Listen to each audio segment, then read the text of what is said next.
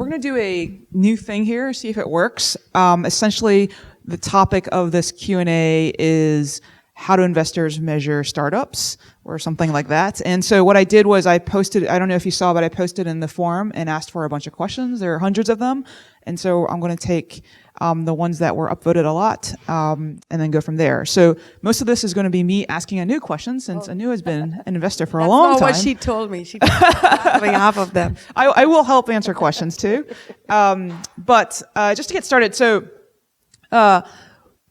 the bigger, you kind of went over this earlier, but the big areas in which an investor evaluates a startup is team, metrics, which you went over just recently in the lecture, unique insight in how big the opportunity is. Are there any other areas in which, big areas in which you evaluate? Yeah, no, I think especially at the stage you're in, and probably for a while, even your Series A, B, it all comes down to only three things: team, product market fit, market opportunity. That's it. And so at the stage you're in, it really is probably the heaviest weight is the team. And so when it comes to the team, it's more about why are you working in this idea, right? And what unique insight do you have? Your clarity of thought on how you plan to, see this as a big opportunity. And how good are you at convincing that? Like that's, and if an investor gives you capital, do you know what to do with it? Right? So that's pretty much it.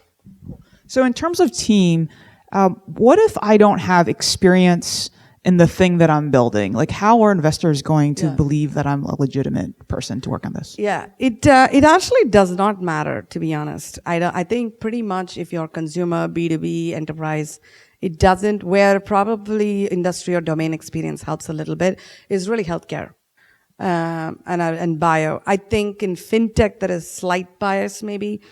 Because building a fintech product requires some domain knowledge or at least interest and curiosity, because there's a lot of regulatory and compliance, but largely no. So which is why I said your clarity of thought during your pitch to investors is what matters. How much you have thought about it and how well are you able to articulate all the nitty-gritty details of your business, is what matters. And more importantly than not, you should always assume you are teaching the investor about the space and the company. Don't assume they know it. And so they measure by how well you're teaching them. So that's really the measure. Cool. So one of the things that investors say a lot is we want a team that moves fast. So how do they know you're moving fast? Yeah. Well, this is at YC too. We say that we have to move really fast. Well, if you've said that, I plan to work on this idea. I've been thinking about it for the last 12 months. And I plan to, hire someone and launch a product in the next 12 months. That's clearly moving slow, right? So it's how they're measuring whether you move fast is how scrappy you are. Have you launched your MVP?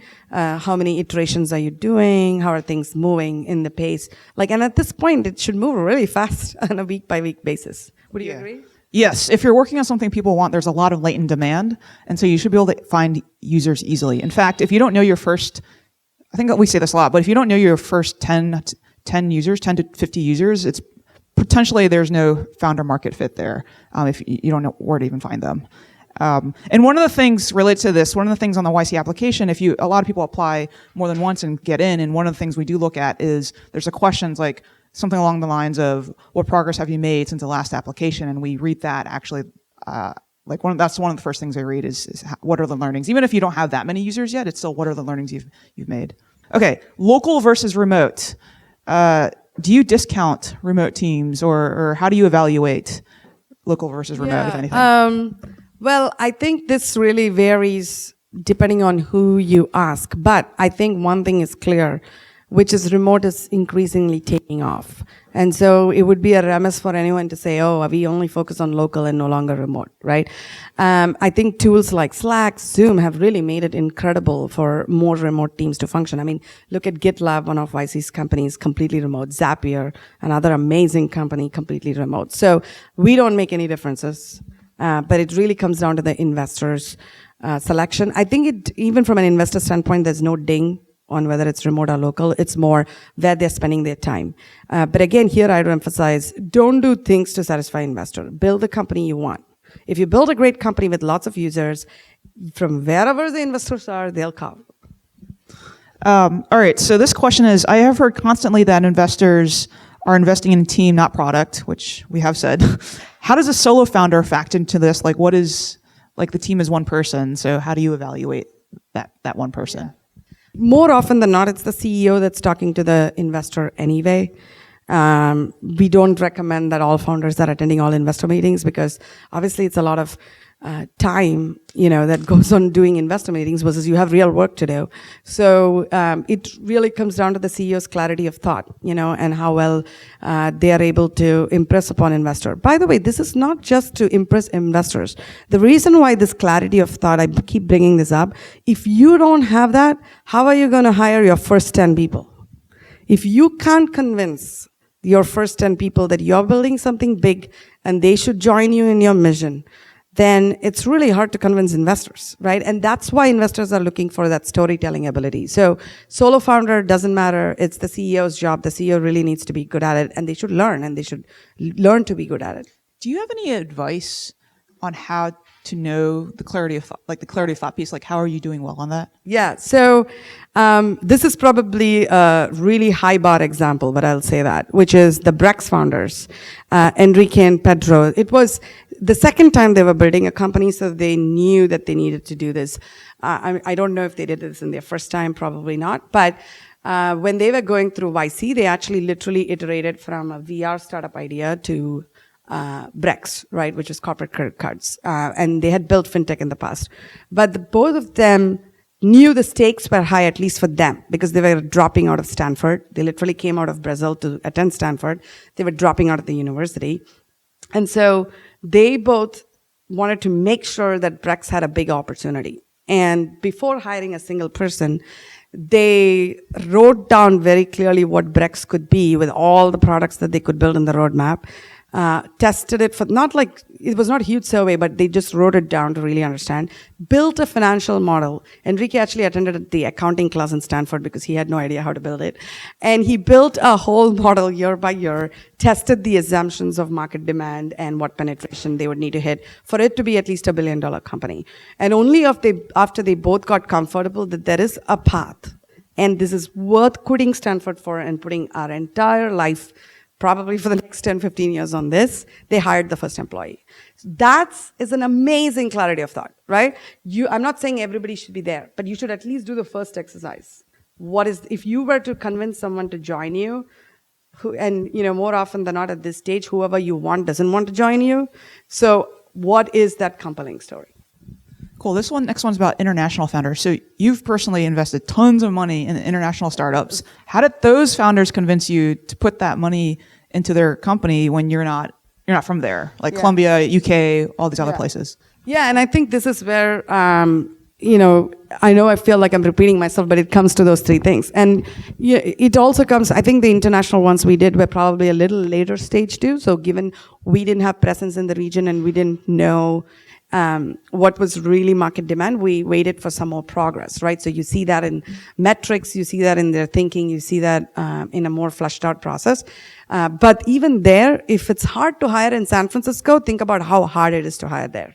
Like, there are no execs available with scale experience. So those CEOs actually have to work 10 times harder to have that clarity of thought and to convince someone from the US to move there. Any suggestions of how to convince someone to move there? Start doing really, really well. And if you do really well, for example, in LATAM, Rappi basically convinced a few execs. They actually have done a phenomenal job of attracting execs from the US. The execs felt it's the first time in their life they have an opportunity to make an impact in LATAM like the way they never did. And you can do that through a startup. It's really hard to do in any other setting. And so they've been able to convince execs with LATAM connection, obviously, but have been living in US and UK for many years to move back and lead teams. Cool. For the purpose of applying to YC, we take founders from everywhere. And like Anu said, it's more about team and idea than metrics or where you're from and stuff like that. Okay. So is bootstrapping as a solo founder an instant no in your mind? Do you have advice for solo founders? So 10% of our batch from last batch were solo founders. So we definitely accept solo founders at YC. In terms of what you guys do, like, is that That doesn't seem like it. I don't think that's a great. But I would say this, having obviously observed a lot of YC founders, even the ones at scale, it's such a hard journey, and there are so many things that are going to go wrong. That having another co-founder, generally, I've seen has helped a lot more. Because there's someone who can give a lot more context than everyone, depending on the CEO. But if you don't have that, that's fine. But then by the B, we're looking for some senior execs, at least one or two, who are incredible that you can lean on for some portion of your business. Because if it's still all you, the main challenge after the BVC is the CEO is not scaling. And so if you're a solo founder, it just becomes harder if you don't scale. Yeah. It's always good. I find that the good solo founders build a community around them of people to help them go through some tough times. Should I fundraise? So maybe this is a more fundamental question of what are the indicators that I should see before I take on investment or even go start fundraise? Most companies tend to fundraise. But the short answer is I actually always refer to PG's post here because I love that post, which is try to be default alive and try to raise as much money as possible, as little money as possible, so you remain focused. I think it is super important and it's lost, on many people. But if you look at, the really even successful companies, everyone has done mistakes, but they'll all say the most painful time of their company's life, even in later rounds, was when they, you may have more money in the bank and you end up hiring more and then you actually delivered a lot less. So it's not that your problems magically go away, your problems become tenfold because you have people problems, a lot more people problems. So at this stage especially, I'd say raise as little money as possible and focus. Now, there is a question as to whether should you raise or not, right? Very few companies don't raise, but Zapier, for example, never raised after YC Demo Day. And I think because the business is so good, it's growing really well, they are EBITDA positive, they have very healthy margins, and often Wade would tell me this, like, I don't know what to do with my money in the bank, why will I raise more? It's a great reason not to raise, right? But if you are not in that luxurious situation, then, there is something to be said about I need capital to grow. Not necessarily for paid marketing. Please don't take this as paid marketing. This is another common mistake. But more like I need to hire more engineers. I need to hire ahead of time to build the things that I need because I know I have a business model at the end of it.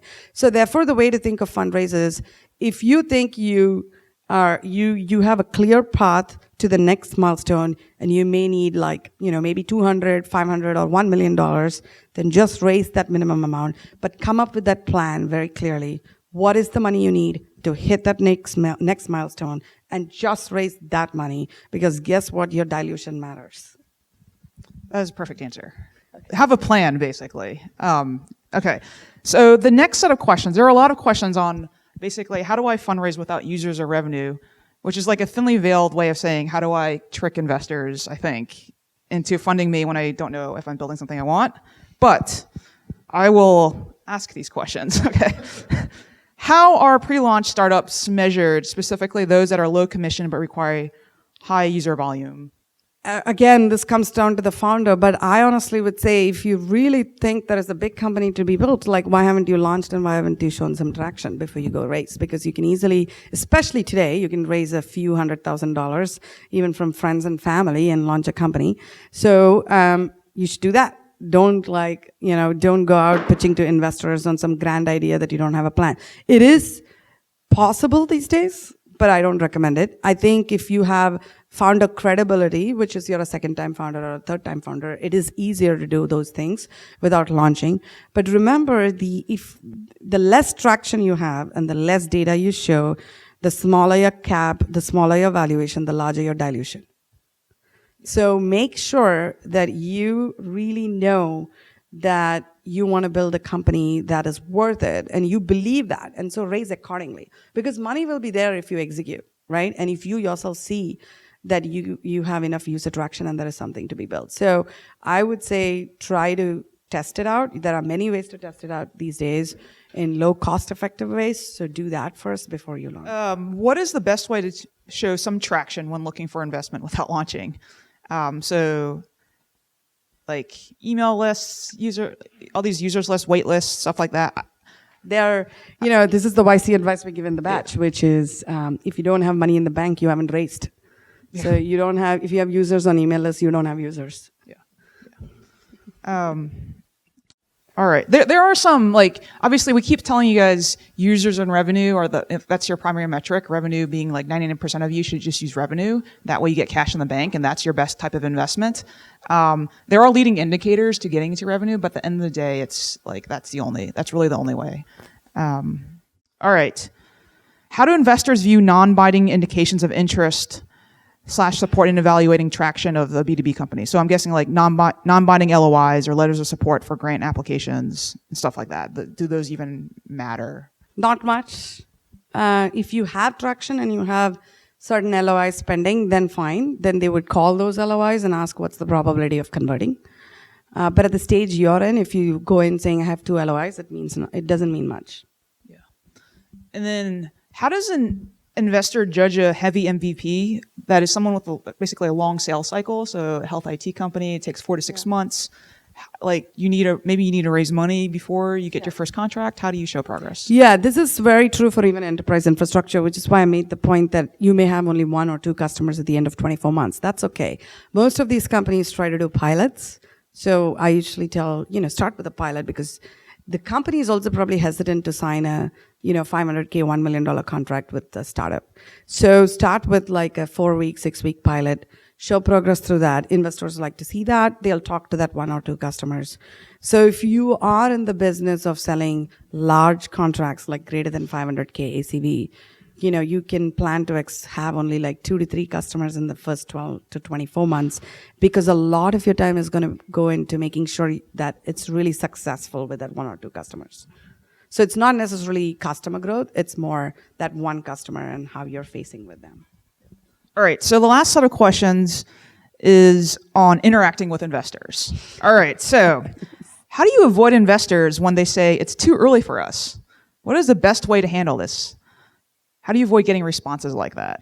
It is one of the most common things when they reject you. I don't think you can avoid it. I think, I would take the no and not read into the no and keep moving. Yeah. Hear the no and move on. Yeah. Is it sensible to start engaging with potential investors prior to finding product market fit, or should you just wait until you have real traction? Kind of answered this earlier. Yeah, at this stage, I would say focus on building the product, focus on getting your first 100 users, and then, meet with angels. Would you agree? Yeah. Yes, exactly. Yeah. How do you find the perfect investors? So this person started with 30,000 on AngelList and removed a bunch of, or had a bunch of filters and then has like 1,000 left. How do they pick from the 1,000 investors?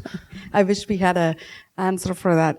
Or like I think it's basically you contact all of them. I mean, it's like a sale. If you think about a fundraising, it's basically the same thing as a sales game. You have leads, you have conversion, you have to follow up, you have to send personal messages. I would just use whatever spreadsheets you're using for your sales game for this and just go for that. Yeah. I would say try to avoid the investors that you don't have confidence in or if other founders have referenced that. But if that's the only rule of thumb. But otherwise, you have to do exactly like what Adora mentioned, like go through it like a sales pipeline. Yeah. This one's great for you. What are the best approaches for minority female founders to gain visibility within VCs? I think the industry is changing a lot, so therefore it should be easier than it was before. I always had problems with the warm intro because most VCs say you need a warm intro, and I'm like, okay, as a female founder, you probably know less than 1% of the people who know the VCs because they're all males, and it's really hard to get a warm intro, right? I think that it's changing a lot. There are lots of, first of all, most VC firms are appointing female investors, so it's easier to get. There's groups like youre that really help female founders to get in front of VCs. But this is a common advice I give, irrespective of whether you're from a minority represented group or not. The best referrals is through existing portfolio founders, period. There is no compensation for that.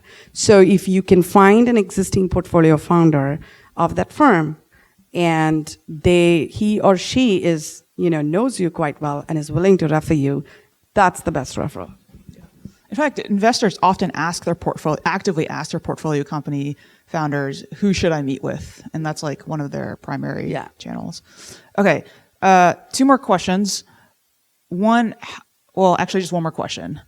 which was like a common one. How do investors come up with the valuations? Yes. When I first started in VC, before YC, I thought there was a lot of science to it, but it's actually art. It's not science. So the truth is, until you're about CDC or so, there is no science to it. So it literally comes down to what's the stage you're at and what ownership does the VC want. So this is why if you have no traction, someone might say, I want 30% of your company, right? It's not very common in the US, but it's very common internationally. And so you end up raising 1 million at 1 divided by 0.3, literally, that's your valuation. And so I would say if you're in the US at seed, it could vary anywhere from 10 to 15%, depending on the traction. Series A is 25% ownership. So if you're raising 10 million, 10 divided by 0.25 is the valuation. If you're Series B, it's 10% ownership. So if you're raising 30 million, 30 divided by 0.10 is the valuation. So that's why it's art. There's no science to it. Science really kicks in after the C because your growth stage and you have a lot more numbers. Plus, at that point, the growth investor is really evaluating you as to when can you go public and what would be the valuation that you go public. And so the valuation from the CDC is back calculated based on that. Cool. So it sounds like two things: dilution to target and supply and demand. So if you're a hot company, you can say, I'm only going to sell 10%. And Correct. So here's my valuation. Or if you're not, then exactly the investors calculate that for you. All right. So that's it. 3 questions. Yes, right there. My question is specifically around valuation. We haven't seen very many brand exits and some of the big numbers that we've seen from other industries. In your opinion, is there still appetite from investors for moonshot ideas, and especially in early education? Of course. Look at Lambda School, another YC portfolio company of ours. So I think it's important that, I think historically, investors probably struggled with education startups because they found it tough to scale. Right, and if you don't scale, there is a cap at which it stops or it plateaus. And I think with new tools like Slack and Zoom, especially Lambda School has been able to scale really well. And also the newer edtech startups are more outcome focused. So I do expect a lot more startups in edtech. Yeah, go ahead. So for finding investors, like how much traction should you have for going to, let's say you're at the pilot stage, you're piloting your software for people, but you don't have revenue, or should you wait until you have revenue? Yeah, so the question is, how much revenue or usage should I have before I go reach out to investors? So I'm not sure that's a good... I think it's basically... The goal of running the company is not to go get an investor, Yeah. right? So just the whole premise of the question is the problem that I have, right? Is like, oh, what do I have to do to get this guy to like me, right? And the whole thing is like, you're going to an investor because you're like, man, I figured something out and I need some money to make this grow a lot faster. I'm a little impatient, or I'm like, God, I figured out a bunch of stuff. And if I just had this stuff, I would be able to make this a whole lot bigger, a whole lot faster, and I'm willing to give up equity to do it, right? So sometimes you can be like, hey, look, I know more money would help me grow faster, but I'm not willing to give up the equity. And so that'd be a reason not to fundraise. So it's legitimate. Yeah. But it is not, what is my target? The whole question is, do you have something working so well and you've figured out something that like, oh shit, an investor will go like, oh, I should get on top of this. Now, from an investor's point of view, what I'm trying to figure out is like, oh, does this founder or this company know what to do with the money I'm going to give him? I don't mean like, hey, what are the things you're going to spend the money on, right? I'm always thinking about things in terms of like my money being multiplied, just as like me as the general investor. And so I'm trying to just figure out, it's like, oh, I put this into this machine, this little startup machine, and then what is it going to be turned into? What am I going to buy ROI? And that's the way your pitch should sort of go. So it says like, oh, you know what? I figured out this plan. If I raise $1 million, that will get me to this target. It's going to get me to it'll get me to a $1 million, for example, ARR. Right? So you might be at the early seed stage. I want to raise $1 million. That will get me to this target. And so to me, ideally, that target should also be the point where it will allow you to raise the next round of funding. That's sometimes the way people think about it. I don't like people to think about it too much that way because I always want you to think about every round of funding as if it's your last, and you should treat it as such. But for the most part, it's like, oh, that would be the most convincing thing. It's like, this will buy these results. It gets my company to this stage, and therefore you will imagine that at the valuation that you are buying into, this company, you will now be able to imagine be worth a whole lot more as a result. So you are fundraising when, one, you need the money to grow. Two, you're willing to give up the equity to grow. Number three, you clearly know what is the milestone that this will get your company. Now, what you might be able to say is like, the way we know that will get us to a milestone, because that we'll spend this much on product. We know that we have to get this much sales, and we're going to have this percentage to play around with a bunch of experimentation to see if we can get the product market fit. I think the other thing is you need to have confidence. Like, don't take people's money. It's not, I think some founders these days mix it up with it's free money, or it's just like, it's money, and if it disappears, it's going to be totally okay. Like, it's other people's money. Don't take it unless you feel confident in yourself that you can grow this business. And in most cases, like, having users and revenue already and it's growing at some pace is like good evidence. Yeah, right here. What are the factors that you would consider when you are at early stage, whether or not you want to go to some accelerator or raise money via community? So the question is, what do people consider when they're in the early stage? The common factors to consider an accelerator, or take angel investor. Okay. Especially when you're at the early stage, showing signs of traction in terms of user acquisition and the request, like the Airbnb example, like people, how many times people are coming and searching until they find their favorite ones to book. So I think the basics of the question is like, does a certain stage of the company dictate whether I go straight to like raising from angels, or I should like go to an accelerator or an incubator? And so there's a complex answer to that because at YC we have a whole range. Everyone from like having a bad idea is a good team and no direction that we fund, to people who already have millions of dollars in revenue. We'll do YC core, and usually you almost always, it is like if you're before Series A, YC is going to be helpful to you. That being said, we've had a handful of Series A and post-Series A companies do YC batch just to join and be a part of the community. The question, I think, has to do with like, if you need money, you probably should not be picky. Like, someone's $100,000 as good as someone else's $100,000. And so for you, if you're just like, man, I really need this to like work on this full time or like get to the next milestone, then like you should not be like, which one should I choose from my list of all my options? Right? I don't think you should think about that. If like the only people who will take you is an accelerator or an incubator in the Saskatchewan, then like, God bless you. You're doing what is necessary to like make your passion and dream happen. I have no judgments against that. Like, and if you become really great as a result of it, then that's my problem. I didn't figure out how to find you or like accept you when you applied to our program. So that's number one, is like money's for the most part money, especially at the seed stage.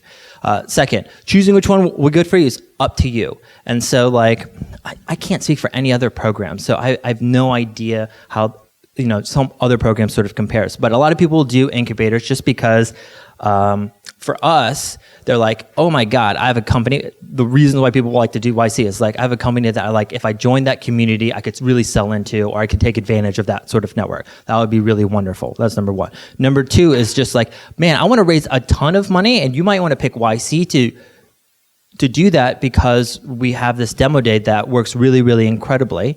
And those people who participate in our demo day tends to get a whole lot better deal. Again, I always think like there's no reason why any company should not apply to YC if you're thinking about raising money, just because it's absolutely free to apply and you have nothing to lose. And we don't knock you for applying multiple times because we're only trying to figure out what are the reasons to fund you, not reasons not to fund you. Sorry. What? So the problem business is, transactional, and then we should do more with advertising. But the way we can become the billion-dollar company is the advertising model. Which one should we pick? The all materials about the transactional model. Well, I don't know. The question is around switching business models. Like you're starting with transaction, but then you may have to monetize with advertising, and that's what it takes to build a billion-dollar company. I mean, I think it's the more important thing is articulating your clarity of thought around it. And so you're just saying like, hey, we've built this product. This is our initial user base. For them, we're doing transaction. You should know very clearly when you're switching, because you seem to know that, at least you asked this question before. So saying that, but this is what it takes for me to switch there, and I need X scale to get there. And that's a fine enough pitch. But I think as an investor, they're going to look at what is today and what you're doing today. That's how they look at it.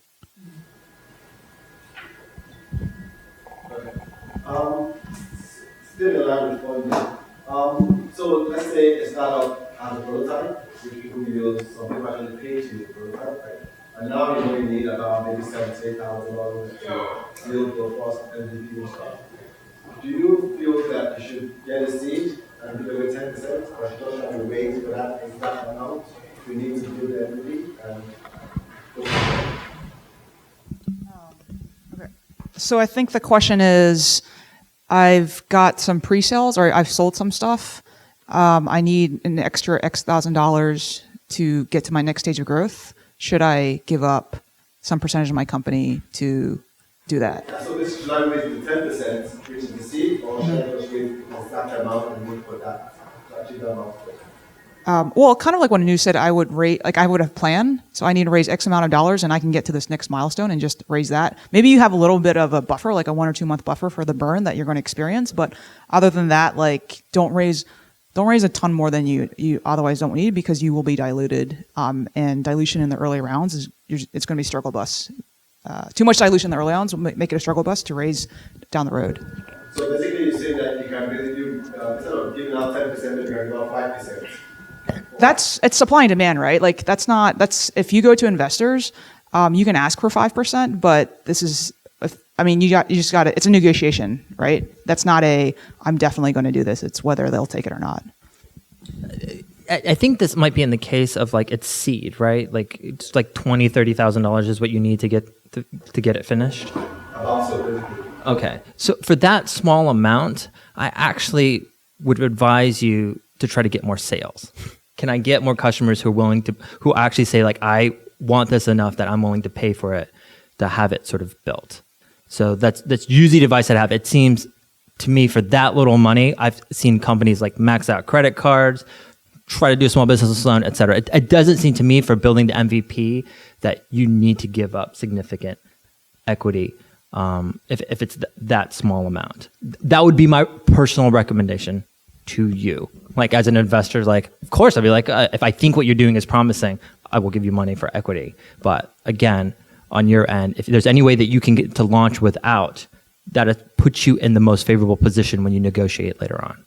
The other thing about it is PG's written an article, essay talking about how fundraising should be done as a mode. And what that means is like fundraising is so distracting and so time consuming because it's basically a whole business model. It's like you doing B2B enterprise sales, like asking for hundreds of thousands of dollars from people. And so it takes such a long period of time. It's so much effort that it will distract away from your company. And so when you do fundraising, you should really only do it when you really need the money, and then when you can dedicate time to it, or like you're able to dedicate time to it without it sacrificing the growth of the company. That's like the ideal thing. And then immediately turn it off when it's done, like time box it and get back to work. And so you don't want to be kind of like what you see a lot of nonprofits do, where it's like I'm perpetually in a fundraising mode. I'm half like doing work on product and also trying to also collect money at the same time. It's such like a division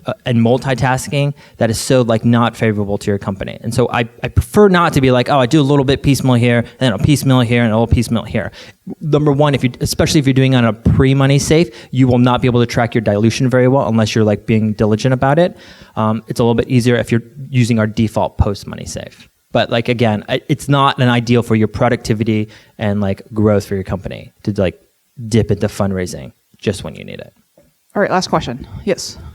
So shifting the lens a little bit, a bunch of our customers that we're targeting are growth stage companies. and there's a lot of noise, but I like the framework that you sort of observe the metrics through. Are there other things that we should be looking at for our customers to see if they're going to be growing with us from the sort of 9 business models? Yeah, I think if you are if your primary customer is other growth state startups, the only metric that would track whether you're growing with them is the cohorts, right? So when you look at user retention or dollar retention, I mean, this is what Stripe did, right? This is what Checker did, another YC company that sells to Uber and other ride-sharing businesses. They grew as their startups grew, so the only way you measure that is through your cohort. I want to kind of make it clear and put this all into a framework because you just saw a bunch of extra metrics to also track, and you're like, oh, in the Startup School program weekly update, it's only asked me for like one thing. And so how do I wrestle these two contrary ideas together? And the way you're going to do it is like, there's only one number that matters that's going to dictate the health of your company. And so we've said it for 99% of you, it should be revenue. And for a very small percentage, it'll be something like engagement because it's a prerequisite for you getting revenue. So advertising model is a good one for that. These other metrics that Anu has talked about, it's really about, it's like, what are the other things that are also probably correlated with success of the company, but also numbers that you should know yourself based on your business model that an investor is probably going to want to know about. There are things that will help you sound knowledgeable about your business. There's the stuff that we're going to want you to know cold. That's how we sort of evaluate founders. Like, I love founders that know their numbers. Whenever someone is like, I don't know, or I have to look something up, etc., it lets me know that as a founder, they're not constantly thinking about their company and they're not a mastery of all the sort of variables that dictates their growth or their progress. So these other metrics helps us see into that. And so don't get obsessed about tracking all of them, et cetera. Addition, like if you have the opportunity, you have that business model, it's going to be really great. When you go into talking investors, that's the stuff that you want to brush up on and make sure you have down cold. But ultimately, how much money is coming into the bank or how much people are really loving your product on as frequent an active cycle as possible is going to be the best indicators for the truth of, is my company doing well, etc. Okay, this weekend, Adora and I are in Chicago. So we'll see all you guys out there. Next week, there will be not a meetup, but there is going to be a lecture on Wednesday. Thank you so much. We will mingle, and I'll see you guys next week.